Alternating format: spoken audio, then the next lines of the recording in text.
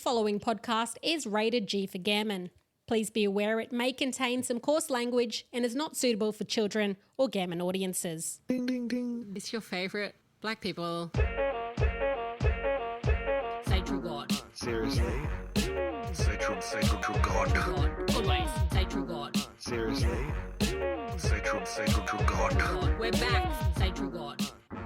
Them yarns. Welcome back to Them Yarns. Hello, everyone. What's going on there, family, whānau? Oh no, she started already. Yeah. Last week you got me into the accents, and I'm stuck on it now. So Have you been doing it all week? yeah, a new accent. I'm going to do a new accent every time I open up the show. All right. Oh, your poor dogs. They just must be. What is this woman doing? These animals of mine, I make up ridiculous songs. Like I'm that person. I got different voices. No. They don't know who they are every other day. Anyway. Yeah. Welcome to Them Yarns. What's happening, my brother from another mother up on the Sunshine Coast? Not much. Just chilling like a villain, being cool like I am. How about you? Oh, look, I tell you what, the TikTok people are saying that I'm right about the reclining chairs last week. Gammon, I don't know yet. We've already just posted it tonight. So if you're on our TikTok and Instagrams and on Facebook, get behind the Team No Recline. All right, that's what I want. Yeah, that's a short person answer. If you're above Carly's height, obviously you're voting with me. So I'm 5'8". What are you on about? I'm bloody tall. 5'8" is not tall. 5'8" is average height. Not on a plane. All right. The plane is made for your people. It's not made for my people. It's not made for my knees touch the seat in front. Okay. Exactly. Struggle City out here. Yeah. Anyway, I got a good 6 inches on you, good ways. Good ways. So I think my knees are already pushing into it. So 6 more inches than I've gotten this year. Anyway, hello everyone. Hello, we're back on Them Yarns. Shut it off. We're done. Shut it off. She's back. Woo! It feels like I never went anywhere for the last few weeks.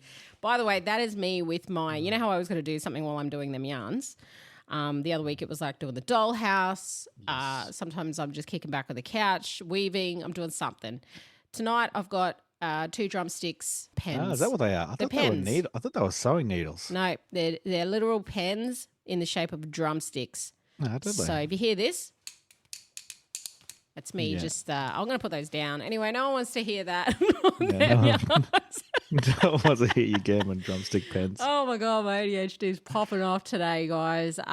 This week we're going to talk about Garma Fest because Indigenous affairs back on the agenda every year because, Black Christmas and then Garma, it brings up all the things, and we've got a looming election coming up, obviously. So at some point, they're going to chuck in the black card and talk about it. So I thought I'd play this clip and play everyone this clip, and then let me know what you think. I think the simple truth is that ever since the defeat of the Voice, the Prime Minister has lost his direction on Indigenous affairs. When he came to power on election night in 2022, he put Indigenous policy at the front and centre of the national debate by promising to deliver the Voice to Parliament. For almost 18 months, he made it the central theme of political life in this country. He used persistent Indigenous disadvantage as an argument for the Voice. And I did too. After 18 months of public discourse and a process that required Australians of voting age to come to a ballot box and answer a question about Indigenous affairs, there was an increased public awareness of the challenges. Even on referendum night, after the Voice had been defeated, the Prime Minister spoke explicitly about the difference in outcomes between Indigenous and non-Indigenous Australians in terms of life expectancy, educational opportunity, rates of suicide and disease. He said this, and I quote, "There is a new national awareness of these questions. Let us channel that into a new sense of national purpose to find answers." I agree, and that is what should have happened, but it didn't happen.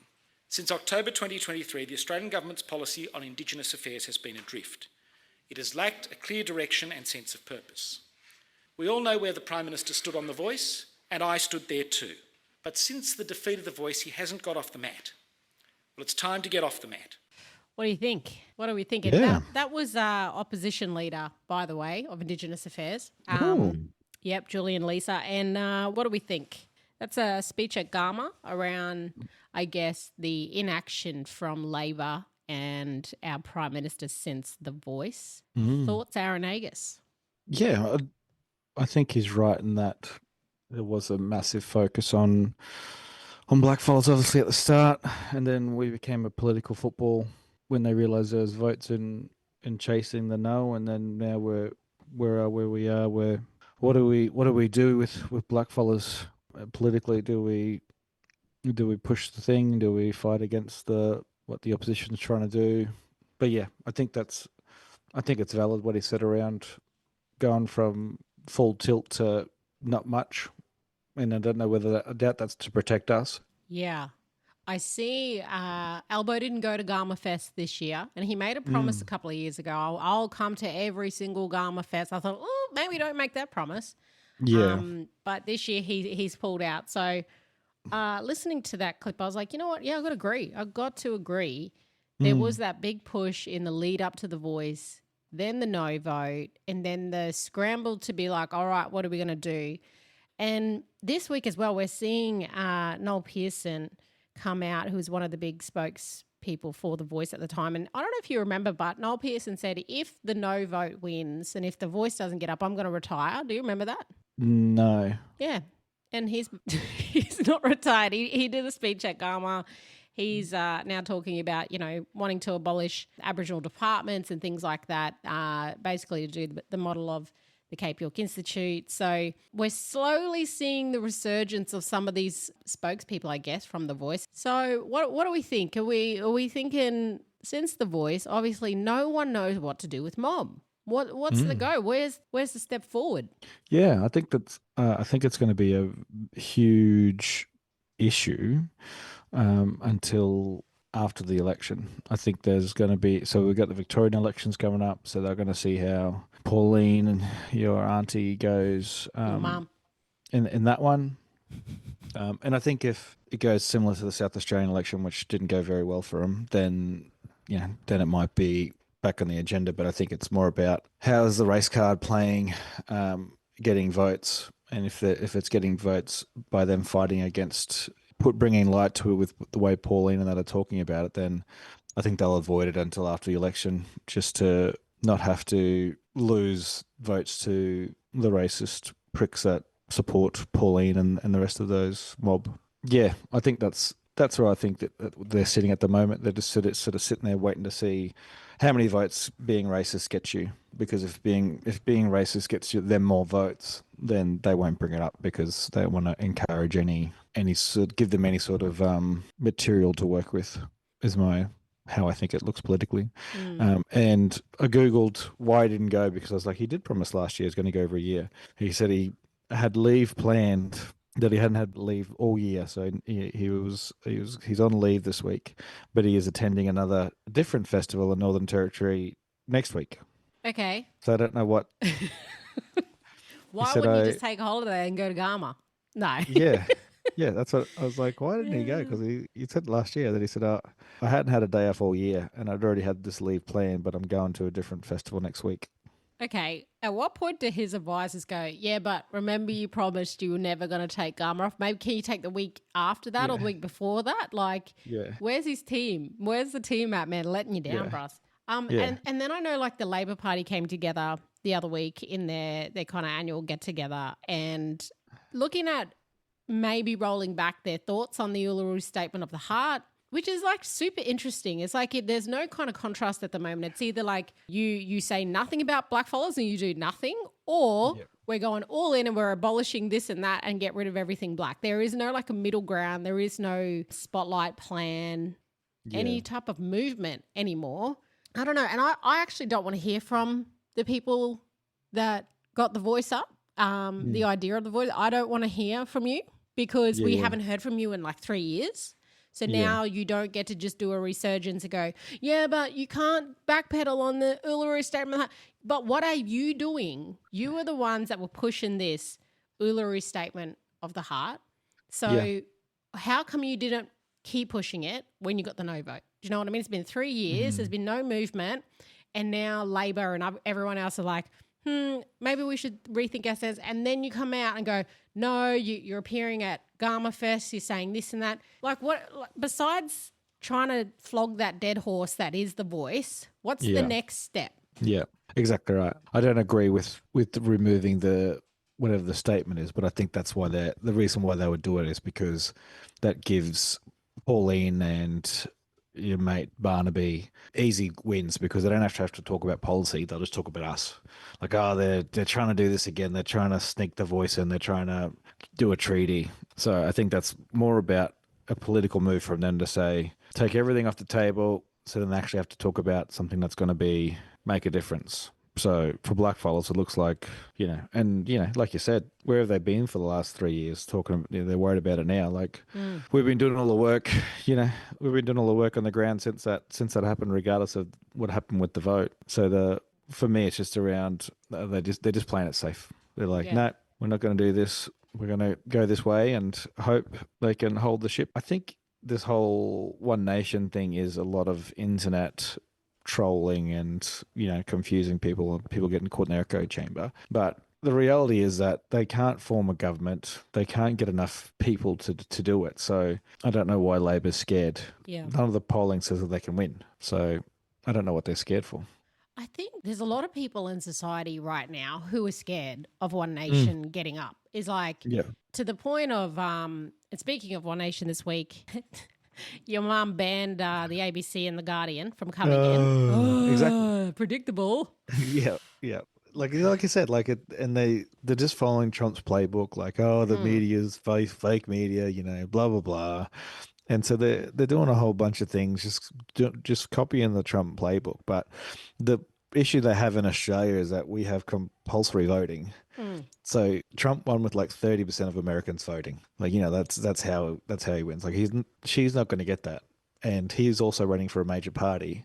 So there were people that were voting for their party, not just voting for him. Yeah. I don't understand that. Everybody looks at Facebook and they're like, oh, she's popular on Facebook. Like you can buy that. Like I can literally pay $13.95 on TikTok and get 2 million views. Yeah. Like it's not real life. In the same token though, and I 100% agree with that, I also think that Labor sold some really false promises. And, I'm a, I don't think it's a secret. I'm probably, I vote Greens, I vote Labor, I vote anyone that's for the working class and for mob, well, who says they are.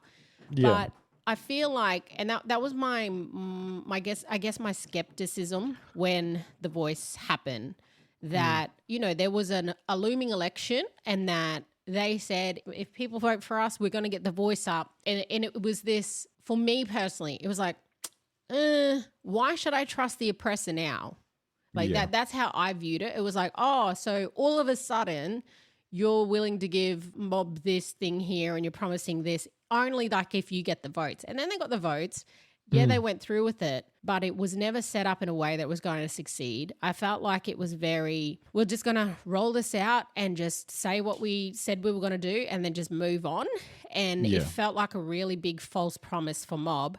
And since then, all of their other stances on other things when it comes to blackfellas, including, locking up kids at younger ages, not even intervening in the Northern Territory laws that we're seeing at the moment with young people being removed from protection. If you really gave up about blackfellas, you know what I mean? You're not just going to go, here's the voice. And that's all I feel like Labor's really given us in the last however many years. And no one else has given blackfellas anything. So don't get me wrong. It's like that, yes, they've got something going on. They're actually talking about it.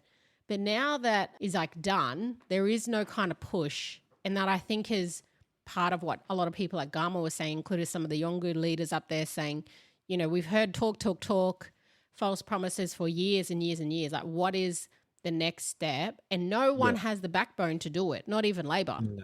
No. And I think the other thing I've noticed, obviously looking at how politics is going at the moment, is the further right Liberals and whatever go, then the more closer to the centre Labor gets. And so that moves away from, the things that we typically would be expecting from Labor, like, more environmental stuff, more blackfella stuff, more multiculturalism, like they are doing those sort of things. But because the right side of politics is racing to the bottom because they think that's where the votes are, Labor has seen an opportunity because they know that the Greens and other independents will work with them, right? They're like, we can do this. We take up the center, then the Greens will take the rest of the left vote, and then we're okay. So it's basically what if you US politics, their left and right is nothing compared to us. Like their left is like basically our Liberal Party, and they think the right over there thinks that their left party is communist. So they've just got no idea. But that's what happened in America is that the US went so far right, and so the left, do that in air quotes, left wing party just kept moving closer and closer to the centre because they thought that's where they're going to get all the votes, right?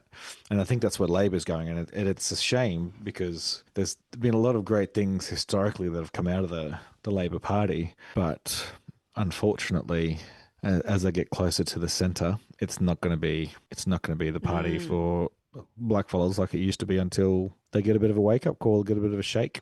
Yeah. I think there is no party for blackfellas. Do we need our own Indigenous party like Māoris have, even though that's not perfect and that's debatable, but they have one. Is it time that we have our own black party, and who would lead it? Nagus? Let's not go there because I think that would be I think there are a few blackfellas right now who have political parties. I would vote Bush Tucker Budgie. Just say it. Yeah. He's the leader of the Black Party. Go on, Bros. What we need is Paddy Mills to come back in and he can be no votes. He can be a leader because then at least he's just sort of normal. Basketball, get away. That's it. If we're going there, Lydia Thorpe needs to be the PM. That's it. Yeah. Oh man. No, Lydia's quitting politics, isn't she? She's had enough. Oh, I think she's doing it. She always said she's going to do her term and then that's it. Did she? Yeah, I don't think she's quitting. If she quits, I'm quitting them yarns. All right? You heard it here first. I thought she did. I thought she was. I'm sure she said she's done. When was this? Let me call her. Call message her on Facebook. I know you got her friends there. I Just do. message her, say, sis, which way? Nah, I don't think she is. I think I've always heard her say that she's going to complete her term and then then that's it. She'll opt out. I think, you know what, I think though that is responsible. Like there are so many people that stay in politics, Barnaby, and you don't need to be there. Like, no. Come on, wrap it up. And I think too with our Aboriginal politicians, whatever party they're in, at some point, just like let the young ones come through now. Yeah. If there are any, but are our young people even caring about being in a political party anymore? Like it's like the devil, like who do you go with? What do you represent? It's not an easy job, man. I would not want to do it. I don't know about you, but people say to me in my own personal life, oh, have you ever thought about running for politics? I'm like, no freaking way. Like I've got enough trolls on TikTok just from them yarns, let alone becoming some sort of politician. No way. I think I've said this already, but I always tell Mel when we're having an argument that she stopped me from being the mayor of Gladstone. Explain. What did you do? I know, like when back home, that's me and my cousin had people who were yarning, like, you want to blah blah blah. And we're like, yeah, sure, this is fun. We could do politics. It's not hard. It's not hard. So that was Then we moved to the Sunshine Coast, and I realised that where I live on the Sunshine Coast is the whitest, bluest part of politics you can get in Queensland. I was like, oof. Maybe not. So I pushed that to the side. But no, I was keen to have a look at it back home, but not down here. It's just not worth it's expensive. Like it is expensive to run. Stressful, expensive. You can't do nothing. Like you got to have no skeletons in your car. I got too many skeletons. All right. Yeah. I got plenty of skeletons, but I could honestly, throw them out there. Or in saying that, my skeletons are probably like watches too much TV. Yeah. Probably like trolls people on Tinder. Like that's probably like my only skeletons, to be quite honest with you. Yeah.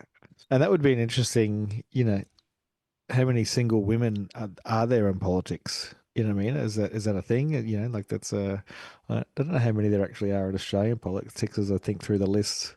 Or not ones that started single when they were, most of them have partners when they're in there and then got burnt out. But yeah, no, I like the idea of politics. And then got burnt out. Yeah.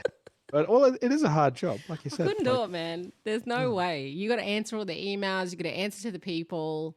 And blackfellas, they just find you on Facebook. Like, I feel sorry for Lydia because she can't just take off the politician staff thing. As soon as she leaves, she got mob like me messaging her on Facebook. Sis, what are you doing about this? What are you doing? Like, I'm pretty sure that's everyone, but I don't know. I would need like the deadliest secretary / whatever the people are that walk, the ones that always walk with them. Oh, yeah. Because my ADHD, there's no way in the world. The media advisors. Yeah, have you read your this legislation yet? Like, what legislation? we sent you 10 emails. Oh, sorry, I was making a TikTok. Yeah, that'd be me. I can do the TikToks. I'm happy to do that. But if you could just AI that for me to give me a summary of what that legislation is. I skimmed it, but that's probably all I did. Yeah, nah, that ain't me. I don't know if it'll be interesting to see in the next, however many years, if we have any staunch young blackfellas coming up to actually represent clear mob on the ground. Actually, from our old YILF / QIOLP, there's been 3 people who have ran now in Queensland. Not because of that program, but that are involved in that program and they've run up north. I don't know if anybody's won yet, but a few of them have run. Yeah. One for the Greens, one for Labor. And this is the Queensland Indigenous Youth Forum Nagus and I did back in the day, and like a young, what was it, the parliamentary, something. Anyway, like a youth thing attached. And we did it when we were way back when you had hair. I had lots of hair then. Yeah, I didn't have as many lines on my face. So that was very many years ago. And a lot of people have run. You know why I couldn't run for politics? I couldn't be on a placard. I don't want to be on a placard on like someone's lawn.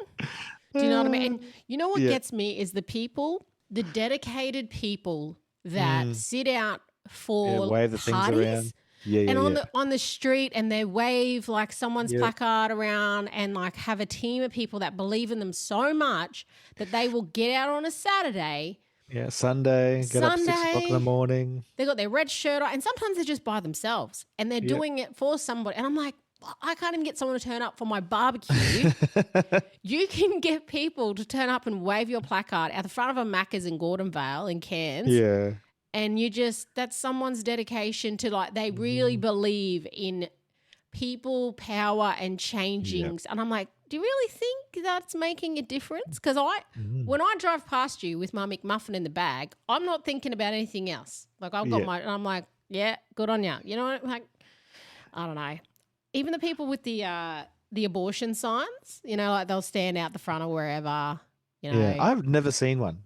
They're in the city in Brisbane. Pro-life. Yeah, Pro-life, I've never seen one. Yeah, no, never seen one. They just stand out, and they're just by themselves. I'm like, how much balls do you have? Like, your balls must be that big. Because you're just kicking back here by yourself. You got a chair, you bought snacks, and you've made a sign at home to say whatever. Yeah. And you believe in that thing so much, you just sit in here and get random people looking at you. I couldn't think of anything worse as a politician to have my face being waved around and on someone's front fence. Couldn't do it. Yeah, obviously we enjoy different amounts of attention because I'm fine with that. Speaking of signs, this is a side note, all right, and probably another tangent that I'm about to go down, and probably a hill that I'm willing to die on. Now, it's not the segment, but I'll chuck it in there anyway because we're talking about signs. A couple of weeks ago, I put on my Facebook that when I die, if anyone makes an AI poster of me, like a funeral poster or anything of the sort, I will haunt everyone. And this is another thing, like, we're talking about having our images out there. We're not talking about just the street. I have been seeing, and I don't know if it's just because I've got a lot of mob on my socials, I have maybe like 1% of white things on my timeline. Yes. Yeah. And that's on my Instagram, and that's generally like reels. But on my Facebook, it is black everything, right? Mm-hmm. Every second post I've been seeing lately is an AI poster of somebody who's died. It's like a memorial for, back in the day, it'd be like a funeral post, and it would just be a funeral notice. Uncle such and such has passed away. Here's his funeral details. Now we got these elaborate friggin' AI posters, and this is where I don't like AI. Okay, you all know I ride for AI, but this is where I draw the line. Yeah, I don't want a funeral notice with this person's face, with AI'd up to the max. Then you've got all these like icons next to like their funeral notice, and then they're going to do this, and then we're going to celebrate life. Like, relax, bro. I can't do it. Black people be doing the most with AI. You all need to be banned from it. And if anyone does that for my funeral post, I don't want to see no digital wings on me, okay? Angel wings, no halo, no none of those things. If I see that, I'm haunting everyone, brah. You've been warned. That's amazing. That's amazing. I can't wait to see when somebody just does one and says, "Is this what you're talking about?" Oh, no, that already happened. Thank you, Rachel. Shout out to Rachel because I posted it on my Facebook and then she made one immediately of me. That's amazing. Thank you, Rachel. You're the best. Yeah, and it was me like floating above a crowd with wings. I was like, you bitch. That's so good.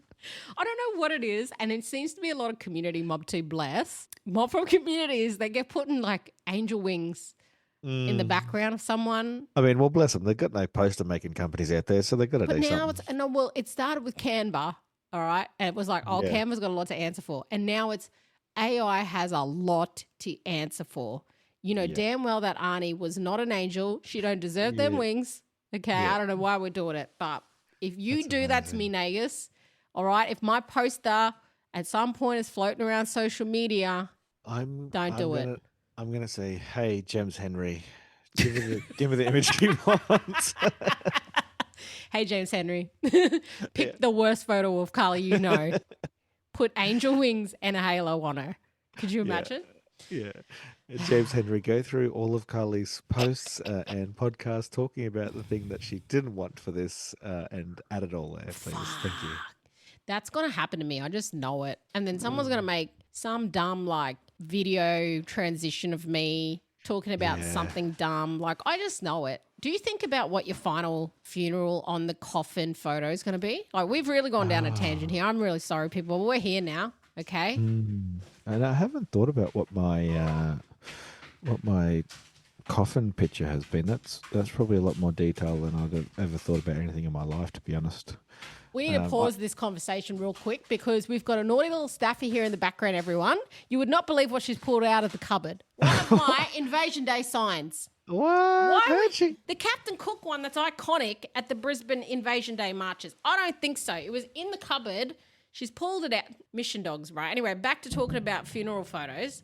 So what do you think yours is going to be?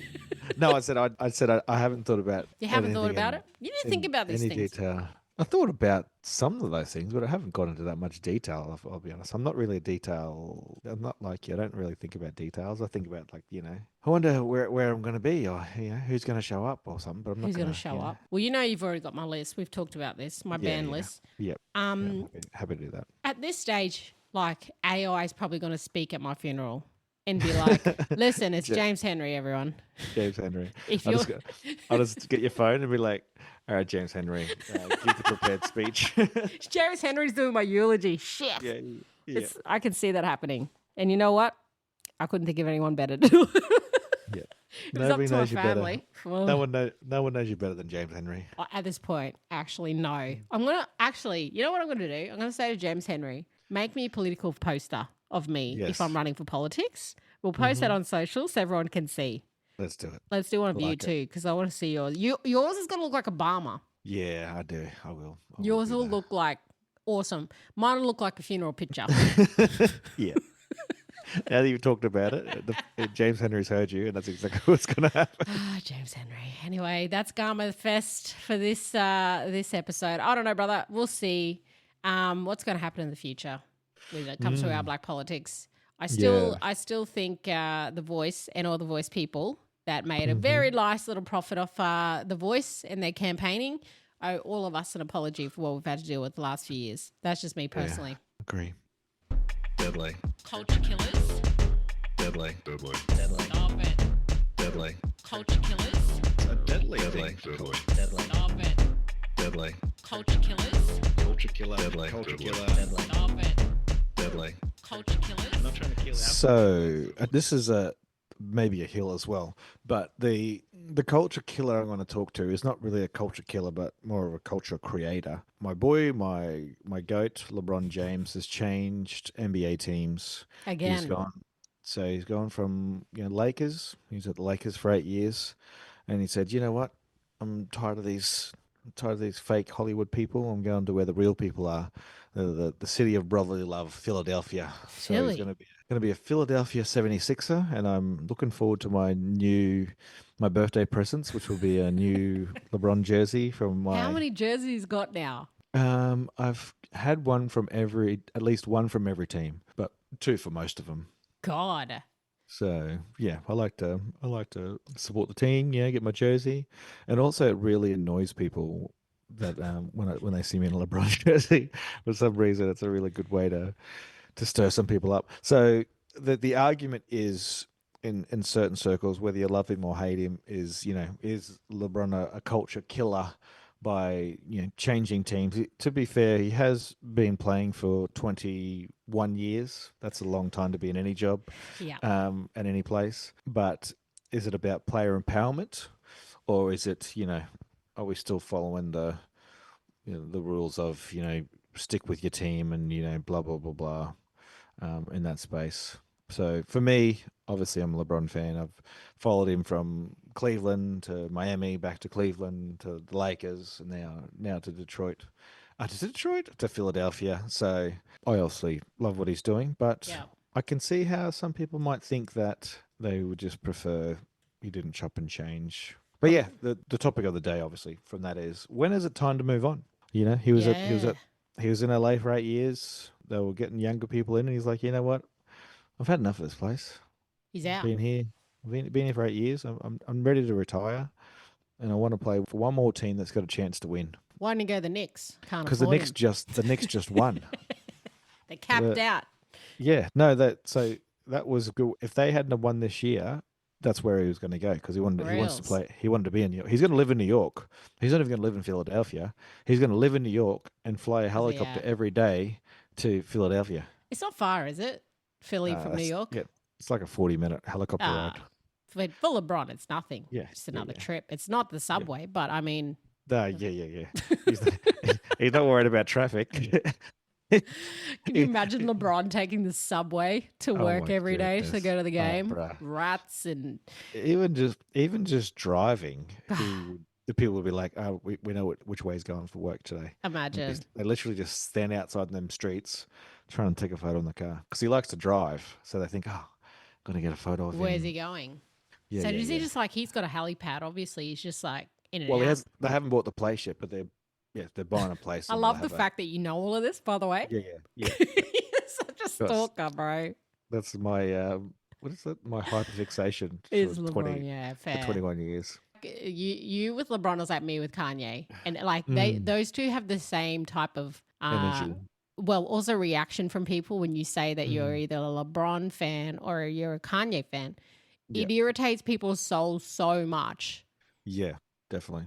They can't help it. I'm pretty sure I've got a Miami Heat LeBron jersey somewhere. Yeah, there's that many LeBron jerseys out there. It's not funny. And for another piece of trivia, for those who are playing along at home, as soon as he announced that he was going to Philadelphia, they put a full run of jerseys, his jerseys, on sale like that next weekend, and they were gone by the weekend. For the Philly team?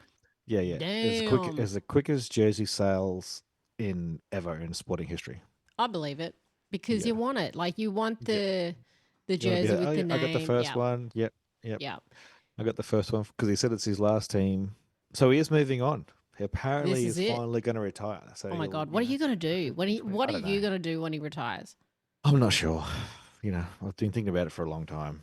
I'm really not sure. Are you ready? Like, are you prepared for that day? No, I did tell Mel that I've been Googling trips to Philadelphia to work out how I can get there. It's expensive. Oh my God. Where do you have to go? New York and then... Yeah. It's like Brisbane, LA, somewhere Philadelphia. Philadelphia. Yeah. And he's not going to live in South Philly, let's be honest. He's not South Philly born and raised like Will Smith. Well, that's going to be interesting. Like, I guess it's around loyalty, right? It's like you either have your team. It's like when Jordan didn't play for the Bulls and everyone was like, well, I'm just a straight Bulls fan. I can't follow. Yeah. But you're the opposite. You're like, I'll go where that man goes. Yeah, where he goes. If he wants to go play in Spain, I'll follow Spain. You're following Spain. It's like David Beckham's fans. Because remember when David Beckham left Manchester and then he went over to, was it Spain that he played for? Or was it, he went to the US for a while. He went to the US and that was a complete failure. for Yeah. LA. That was horrible. Worst thing. And then I'm pretty sure it was Spain, wasn't it? And then he went and cheated on his misso Oof. I don't, with the I don't know. babysitter. Was it the Yeah, babysitter? Yeah, I swear it was. That's crazy. Come on, Beckham. God, he was in his prime. Anyway, but you're saying, finally, when is it time for you to move on? Is that you're talking, okay, that's sport. What about relationships? Yeah, anything. When is it time to move on from anything? So that's the big kicker. How do you know? What's the trigger for you? How do you know you didn't want to work at your work anymore? Well, that's triggering. For me, I feel like it doesn't matter what job it is or where I'm at. If I'm not happy, like in my soul, and I know I'm like waking up every day, not liking life. If I'm too tired to do things with people I love or the projects that I love because of one thing, it's like if it's not serving me anymore, I gotta go. Whether it's jobs, relationships, friendships. If that friendship is no longer, serving me to bring me joy, I'm out. And I'm pretty intuitive with that kind of stuff. Sometimes I stay a little bit too long. And there's a good kind of analogy that Oprah, my mum Winfrey, uses, and she talks about like there's things that I don't know if I've said this on the podcast before, but I use it all the time in my own kind of life. There's moments in life where life will try and wake you up. So it'll throw little like rocks your way, and you'll get little hints of like, that wasn't good. Maybe I should leave. Maybe I should move on. Maybe this isn't for me. And it'll throw you little hints of like, hey, it's time to go, time to go, time to go. And if you ignore those rocks, eventually the whole house will come down on you. And, you'll have the whole house collapse, and then you'll be up the shitter. And it was like, no, you got warned, you were getting the hints, and you didn't listen to your intuition. So I'm pretty good at like intuitive stuff. Sometimes I stay too long, and then I get those rocks, and then I'm like, God damn it, it's time to go. Time to go. There is I like that. Yeah, there's another one too with Steve Harvey. I don't know if you've ever heard this analogy. He's my dad. So Oprah's my mum, Steve Harvey, dad. Steve Harvey talks about jumping. So if there is something that you're really good at in life. Yeah. And I may have played this before on the podcast. I think we've talked about it, but you could be the best grass cutter. He talks about that. Like, you might be really good at cutting grass, and you're really good at that thing, but you're over here doing tax, or you're an accountant and you're doing something that's totally not you. Too many people kind of stay safe, and they'll stay in that thing because jumping into something else unknown is too scary. And so many people just stay in things, whether it's relationships. I know so many people, I've met a lot of men in my life that stay with women who are their baby mamas for the sake of children, and vice versa for women who stay with men because of the children, not because they're in love. And it's like, I would rather stay in something that I know is like, it's not good for me, but I'm too scared of jumping and having the unknown. And Steve Harvey says, like, if you take the jump, the universe, God, whoever will provide. You just have to trust it. But too many, you can't. How do you trust something you don't know? Yes. That is, the concept of that is too scary. But when you jump, you will have a parachute eventually. Sometimes, but you might run, you might fall down, you might hit a couple of rocks first. Eventually, the parachute will open because there is nothing that you haven't been through already that you've not survived. So I know that's getting deep, but it's like at some point you got to make the jump if you're not feeling it, right? Yes. And you just don't know what the opportunity is going to be. Yeah. And I think bringing it back to LeBron, I think that's one of the reasons why people like me love him so much is he doesn't follow the script. He's like, you know what? I'm going to do this because I think this is what I want to do. And so, like he went to Miami to play with his mates. And everybody's like, what an asshole. He went and play. He's like, he got to play for 4 years with one of his best mates and another guy that he'd met, and they were good friends. And then he's like, I want to go home. So he went back to Cleveland and they won. And he's like, oh, okay. And then he's like, I want to be in the media. Like, I'm going to LA to become a media mogul. And then he did that. And he's literally just like, all these things. He's like, what people think he's going to do, like, this is the smart thing to do. This place has good tax. Or he's like, no, like, this is the reason why I want to do it. Yeah. And so for his last bit, he's like, I'm old. but I still want to play like for a good team. Like I don't Yeah. want to just go anywhere and you waste, I don't want to waste my body, Retirement. Yep. Yeah. And so he said, I want to go out trying to win. Mm. And so that's why he's gone to this team. And it's literally just like every time he's jumped has been like, nobody's really known where he's going to go. He's like, you know what? And this has been completely random. I had no idea. I thought I knew where he's going, but I had no idea. But I think you didn't get the insight. No one called you. I didn't get the insight. No, he didn't respond to my Instagram DMs. So I'm a bit hurt about if he listens to this. How dare he not tell you where he's going? Yeah, I know he listens to the podcast. So, he needs LeBron James. Yeah, he listens to it as he works out, apparently. But yes, I think that sort of follows your point, right? Like following your passion. He's like, you know what? I'm not going to do this. I'm just going to do what I want to do. And the funny thing about that is that it can irk people because you're not doing what they would do. Like, oh, that's it's crazy. Not the social norm. Like, yeah. Like that's, making dollhouses, that's crazy. Then you're like, no, I love doing it. Like this is what I want to do. Guess what though? Do you know how many other people I've inspired to do dollhouses now? How many? Ridiculous. I got my neighbour going, I should get a doll. That's a great idea. Next minute, got another friend. She bought one for her niece. This is the thing, right? Is like, I think it's bigger than when's the time to move on. I think it's around manifestation and whether or not you call it whatever, some people believe in manifestation, some people don't. Yeah. I really am one of these people of like, I'm going to manifest the things that I want to do. Like I manifested this podcast years ago, over 10 years ago. I called it Them Yarns. I had about 3 other freaking hosts before I actually got it off the ground. I didn't know what I was going to do, but I had the thought process of I will have my own podcast one day. I'm going to call it Them Yarns, and it's going to be exactly what it is. And that happened, and next minute we want to, I reckon we could make this something. Next minute an award, like I'm big on manifestation. And when you have things like, you're like, right now, the question for me from everyone is like, what are you doing? Or what are you going to do for your job next? I'm like, I have no idea. I actually have no idea. That's very, very scary because my rent can be paid for probably about another month that I don't know. I actually don't know what's going to happen. And that is like, some people can't fathom it. They're like, but what's your next thing? And I'm like, what will be will be. Like I know that I will be. Once I put my mind to something and I go, all right, that's the thing, that'll happen. And this is the funny thing, right?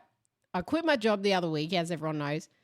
And I mean the next day, bruh, I had like 4 weaving workshop inquiries come through. Yeah, wow. So like it's like, whether or not you call it ancestors, universe, whatever, we're getting deep here. But it's like once you make the jump into something and you finally like surrender to like, you know what, this thing here isn't serving me. I don't know what I want to do, but I know it's not this.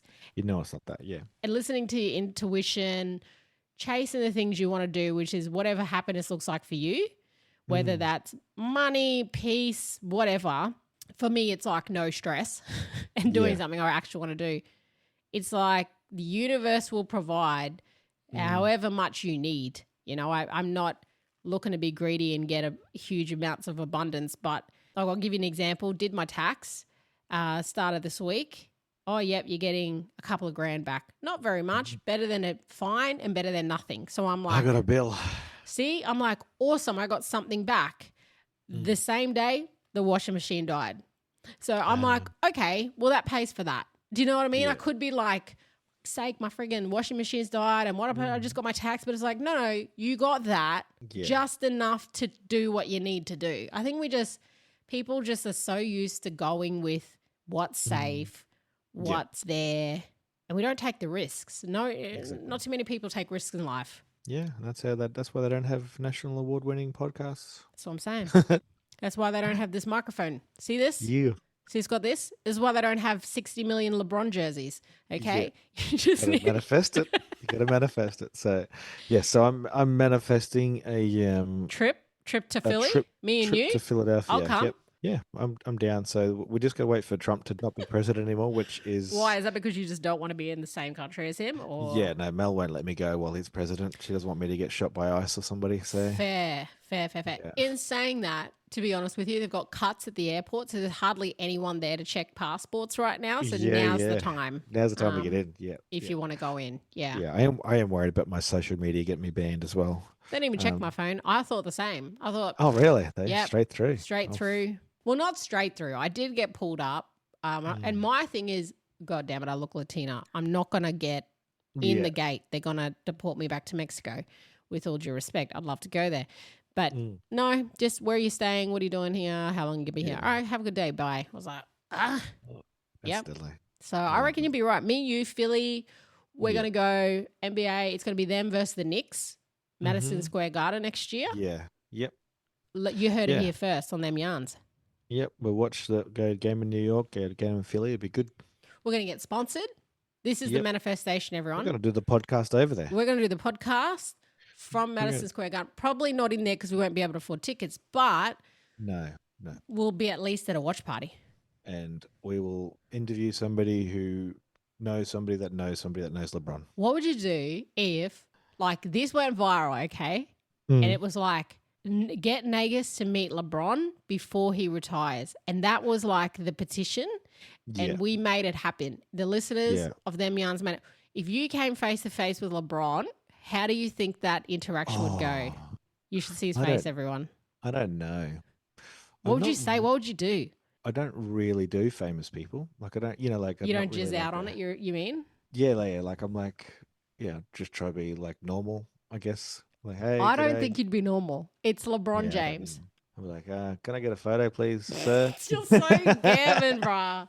The morning shift guys over in New Zealand, when they met, like they went over and met like a fair few people, they were like dead set crying. I think that would be you Probably. meeting LeBron. It probably would be. You're right. There's one person that we'd all like carry on for. Yeah. I think that's yours. I think mine would be Oprah. Yeah. LeBron and Prince, I reckon, would have been the two. Prince, yep. But he's gone, so don't worry about Mine's Sean Chilbra and Kanye West. Not Gavin.